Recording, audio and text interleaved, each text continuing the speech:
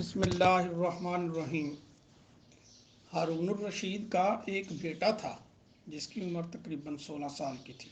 وہ بہت کثرت سے زاہدوں اور بزرگوں کی محفل میں رہا کرتا تھا اور اکثر قبرستان چلا جاتا۔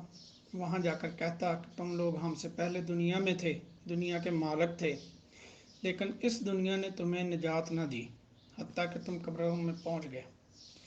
کاش مجھے کسی طرح خبر ہوتی کہ تم پر کیا گزری اور تم سے کیا سوال و جواب ہوئے۔ اکثر یہ شعر پڑھتا کہ مجھے جنازے ہر دن ڈراتے ہیں اور مرنے والوں پر رونے والیوں کی آوازیں مجھے غمگین رکھتی ہیں۔ ایک دن وہ اپنے باپ کی مجلس میں آیا۔ اس کے پاس وزراء، امراء سب جمع تھے اور لڑکے کے بدن پر ایک کپڑا معمولی اور سر پر ایک لنگی بندھی ہوئی تھی۔ اراکین سلطنت آپس میں کہنے لگے کہ اس پاگل لڑکے کی حرکتوں نے امیر المومنین کو بھی دوسرے بادشاہوں کی نگاہ میں ذلیل کر دیا۔ اگر امیر المومنین اس کو متنبع کریں تو شاید یہ اپنے حالت سے باز آ جائے۔ امیر المومنین نے یہ بات سن کر اس سے کہا کہ بیٹا تو نے مجھے لوگوں کی نگاہ میں ذلیل کر رکھا ہے۔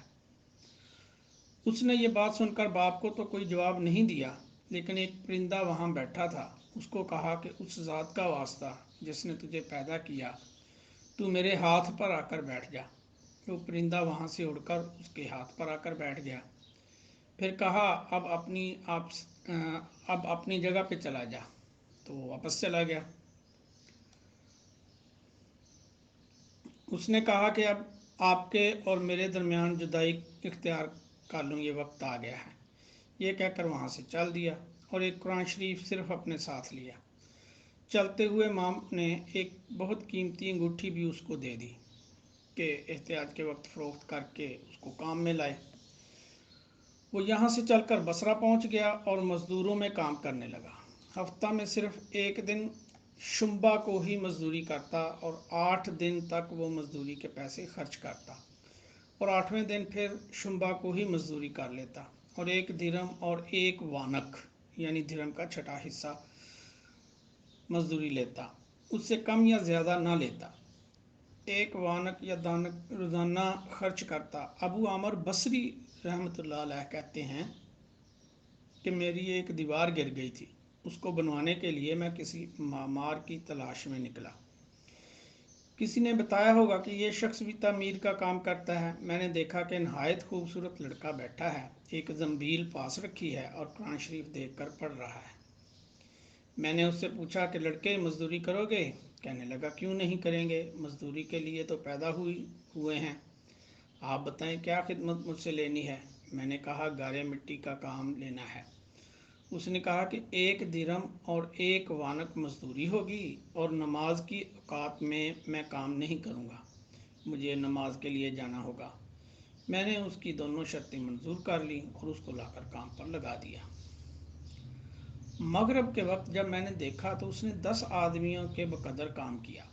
میں نے اس کو مزدوری میں 2 درہم دیے۔ اس نے شرط سے زائد لینے سے انکار کر دیا اور 1 درہم اور 1 وانک لے کر چلا گیا۔ دوسرے دن بھی اس کی تلاش میں نکلا، وہ مجھے کہیں نہ ملا۔ میں نے لوگوں کی تحقیق کیا کہ ایسی صورت کا ایک لڑکا مزدوری کیا کرتا ہے، کسی کو معلوم ہے کہ وہ کہاں ملے گا؟ لوگوں نے بتایا کہ وہ صرف شنبہ ہی کے دن مزدوری کرتا ہے، اس کو معلوم ہے کہ وہ کہاں ملے گا۔ لوگوں نے بتایا کہ وہ صرف شنبہ کے دن ہی مزدوری کرتا ہے، اس سے پہلے تمہیں کہیں نہیں ملے گا۔ مجھے اس کے کام کو دیکھ کر ایسی رغبت ہوئی کہ میں نے 8 دن کو اپنی تعمیر بند کر دی اور شنبہ کے دن اس کی تلاش میں نکلا۔ وہ اسی طرح بیٹھا قرآن شریف پڑھتا ہوا ملا۔ میں نے سلام کیا اور مزدوری کرنے کو پوچھا۔ اس نے وہی پہلی 2 شرطیں بیان کی، میں نے منظور کر لیں۔ وہ میرے ساتھ آ کر کام میں لگ گیا۔ مجھے اس پر حیرت ہو رہی تھی کہ پچھلے شنبہ کو اس اکیلے نے 10 آدمیوں کا کام کس طرح کر لیا۔ اس لیے اس مرتبہ میں نے اس طرح چھپ کر کے وہ مجھے نہ دیکھے اس کے کام کرنے کا طریقہ دیکھا تو یہ منظر دیکھا کہ وہ ہاتھ میں گارا لے کر دیوار پر ڈالتا ہے اور پتھر اپنے آپ ہی ایک دوسرے کے ساتھ جڑتے چلے جاتے ہیں۔ مجھے یقین ہو گیا کہ یہ کوئی اللہ کا ولی ہے اور اللہ کے اولیاء کے کاموں کی غیب سے مدد ہوتی ہی ہے۔ جب شام ہوئی تو میں نے اس کو 3 درہم دیے۔ اس نے لینے سے انکار کر دیا کہ میں اتنے درہم کیا کروں گا، اور 1 درہم اور 1 دانک لے کر چلا گیا۔ میں نے 1 ہفتہ پھر انتظار کیا اور تیسرے شنبہ کو بھی اس کو تلاش میں نکلا، مگر وہ مجھے نہ ملا۔ میں نے لوگوں سے تحقیق کیا، ایک شخص نے بتایا کہ وہ 3 دن سے بیمار ہے، فلاں ویرانہ جنگل میں پڑا ہے۔ میں نے ایک شخص کو اجرت دے کر اس پر راضی کیا کہ وہ مجھے اس جنگل میں پہنچا دے۔ وہ مجھے ساتھ لے کر اس جنگل ویران میں پہنچا تو میں نے دیکھا کہ وہ بے ہوش پڑا ہے، آدھی اینٹ کا ٹکڑا سر کے نیچے رکھا ہوا ہے۔ میں نے اس کو سلام کیا، اس نے جواب نہ دیا۔ میں نے دوسری مرتبہ سلام کیا تو اس نے آنکھ کھول لی اور مجھے پہچان لیا۔ میں نے جلدی سے اس کا سر اینٹ پر سے اٹھا کر اپنی گود میں رکھ لیا۔ اس نے سر ہٹا لیا اور چند شعر پڑھے، جن میں سے 2 یہ ہیں: میرے دوست، دنیا کی نعمتوں سے دھوکے میں نہ پڑ، عمر ختم ہوتی جا رہی ہے اور یہ نعمتیں سب ختم ہو جائیں گی۔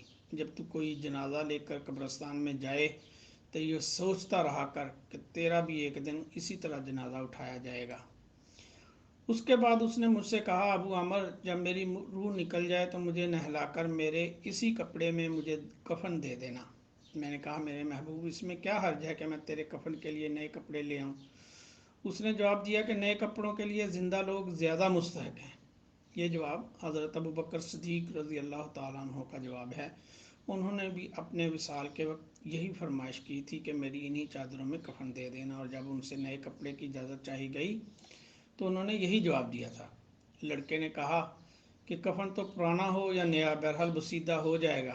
آدمی کے ساتھ تو صرف اس کا عمل ہی رہتا ہے، اور یہ میری لنگی اور لوٹا قبر کھودنے والے کو مزدوری میں دے دینا، اور یہ انگوٹھی اور قرآن شریف ہارون الرشید تک پہنچا دینا، اور اس کا خیال رکھنا کہ خود انہی کے ہاتھ میں دینا، اور یہ کہہ کر دینا کہ ایک پردیسی لڑکے کی یہ میرے پاس امانت ہے، اور وہ آپ سے یہ کہہ گیا ہے کہ ایسا نہ ہو کہ اسی غفلت اور دھوکے کی حالت میں آپ کی موت آ جائے۔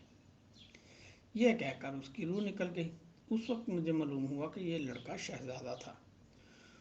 اس کے انتقال کے بعد اس کی وصیت کے موافق میں نے اس کو دفن کر دیا اور دونوں چیزیں گورکن کو دے دیں، اور قرآن پاک اور انگوٹھی لے کر بغداد پہنچا، اور قصر شاہی کے قریب گیا تو بادشاہ کی سواری نکل رہی تھی۔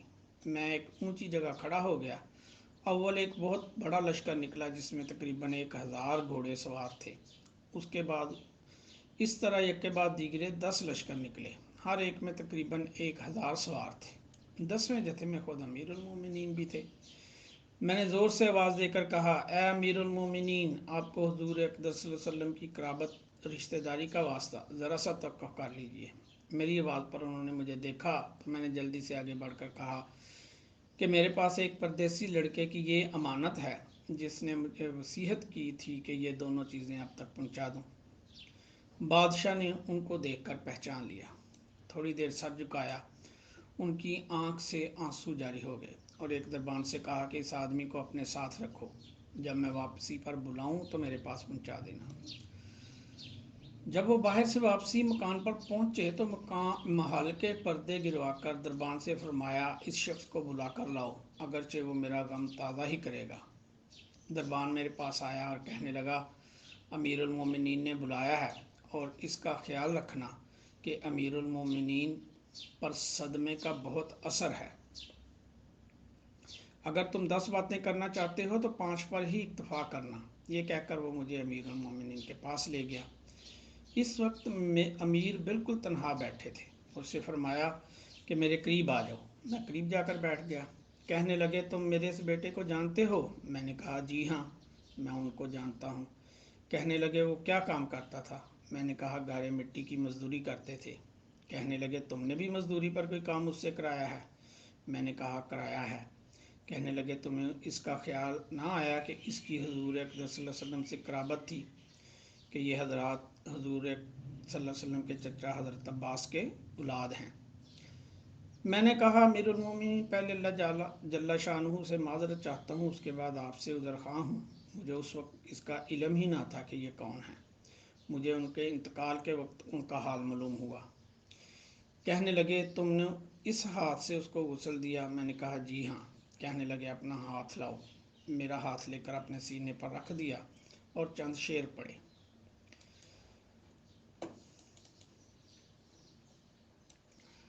अबू अमर कहते हैं कि इसके बाद जो रात आई तो जब मैं अपने वज़ाइफ पूरे करके लेटा ही था कि मैंने ख्वाब में एक नूर का कुब्बा देखा जिसके ऊपर अब्र की तरह नूर ही नूर फैल रहा है। इस नूर के अब्र में से उस लड़के ने मुझे आवाज़ देकर कहा, अबू अमार, तुम्हें हक ताला शानुहु जज़ाए खैर अता फरमाए। तुमने मेरी तजहीज़ व तकफ़ीन की और मेरी वसीयत पूरी की। मैंने उसे पूछा कि मेरे प्यारे, तेरा क्या हाल गुज़रा? कहने लगा कि मैं ऐसे मौला की तरफ पहुंचा हूं जो बहुत करीम है और मुझसे बहुत राज़ी है। मुझे उस मालिक ने वो चीज़ें अता की जो न कभी किसी आँख ने देखी, न कान ने सुनी, न किसी आदमी के दिल पर उनका ख्याल गुज़रा। ये एक हदीस पाक का मजमून है। हज़ूर अक़दस सल्लल्लाहु अलैहि वसल्लम इरशाद फरमाते हैं कि अल्लाह जल्ला शानुहु का पाक इरशाद है कि मैंने अपने नेक बंदों के लिए ऐसी चीज़ें तैयार कर रखी हैं जो ना किसी आँख ने कभी देखी, न कान ने सुनी, न किसी के दिल पर उनका ख्याल गुजरा। हज़रत अब्दुल्ला बिन मसूद रज़ी अल्लाह ताला अन्हु फरमाते हैं कि तौरात में लिखा है कि हक़ तआला शानुहु ने लोगों के लिए जिनके पहलू रात को ख्वाब गाहों से दूर रहते हैं, यानी तहज्जुद गुजारों के लिए वो चीज़ें तैयार कर रखी हैं जिनको ना किसी आँख ने देखा, ना कान ने सुना, ना किसी आदमी के दिल पर इनका ख्याल गुजरा। ना इनको कोई मुकर्रब फरिश्ता जानता है, ना कोई नबी रसूल जानता है, और ये मजमून कुरान पाक में भी है। तर्जुमा, किसी शख्स को खबर नहीं जो आँखों की ठंडक का सामान ऐसे लोगों के लिए ख़जाना गैब में मौजूद है। इसके बाद उस लड़के ने कहा, हक़ तआला शानुहु ने कसम खाकर फरमाया है कि जो भी दुनिया से इस तरह निकल आए जैसे मैं निकल आया, उसके लिए यही एजाज़ और इकराम है जो मेरे लिए हुए। साहिब रोज़ कहते हैं कि ये सारा किस्सा मुझे और तरीके से भी पहुंचा है। इसमें यह भी है कि किसी शख्स ने हारून रशीद से इस लड़के के मुतल्लिक़ सवाल किया तो उन्होंने बताया कि मेरे बादशाह होने से पहले ये लड़का पैदा हुआ था। बहुत अच्छी तरबियत पाई थी, कुरान पाक भी पढ़ा था और उलूम पढ़े थे। जब मैं बादशाह बन गया तो ये मुझे छोड़कर चला गया था। मेरी दुनिया से इसने कोई राहत ना उठाई। चलते वक्त मैंने ही उसकी माँ से कहा था कि इसको ये अंगूठी दे दे। इस अंगूठी का याकूत बहुत ज़्यादा कीमती था, मगर ये उसको भी काम में न लाया। मरते वक्त वापस कर गया। ये लड़का अपनी वालदा का बड़ा फर्माबरदार था। सुबहानल्लाह व बिहम्दिही सुबहानल्लाहिल अज़ीम व बिहम्दिही अस्तग़फिरुल्लाह रब्बी मिन कुल्लि ज़ंबिन व अतूबु इलैह।